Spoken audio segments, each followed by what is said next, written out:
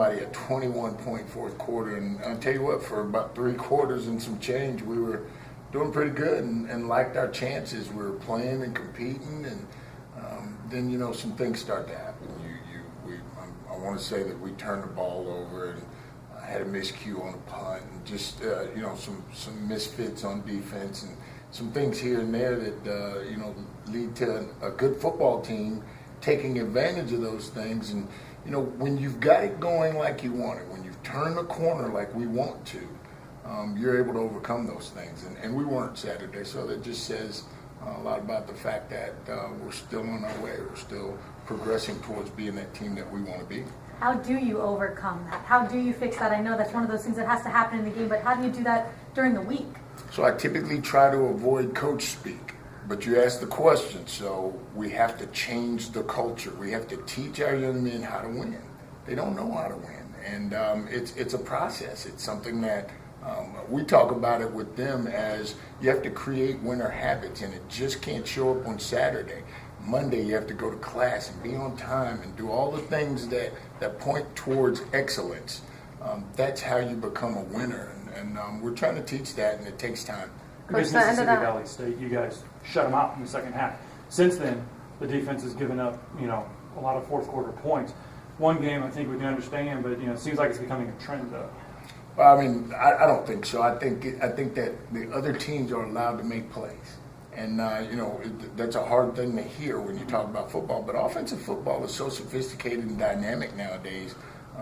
Everybody's having trouble. I even think that I might have heard some other coaches talk about how difficult it is to play defense nowadays with the way, offenses are so sophisticated. So it's a combination of things, Scott. And we're trying to figure out the best way to go forward and make sure we fill those gaps and correct those mistakes. And we had a good session yesterday.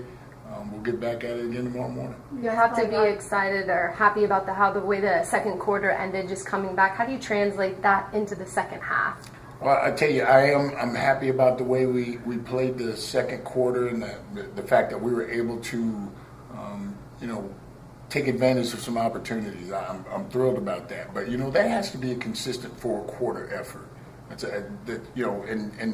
If we could have stopped the game, right before they scored some points there in the third quarter, we would all be happy right now. But that's not how it works. You got to play the full entirety of the game, and so I'm pleased to see that we have that kind of progress.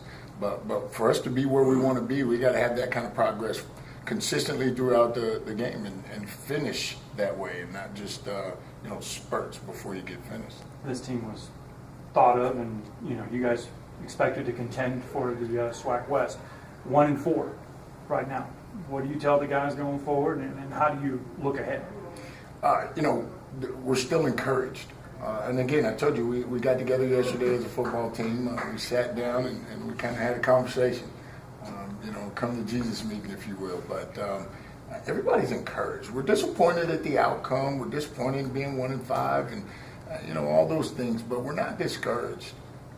Everybody's still fired up. There's some stuff to play for. We haven't accomplished anything, not anything significant. And so everybody is excited about the ability for us to accomplish something significant. And I'm talking from the players to the coaches. And so we're encouraged and we're ready to go forward. You guys go to Arkansas. What have you seen from them? What do you kind of expect on Saturday for their homecoming? I've seen that it's going to be about an 8-hour bus ride. I've seen that it's going to be it'll be a tough trip. It's not going to be an easy trip. On top of that, you got a team very much like us.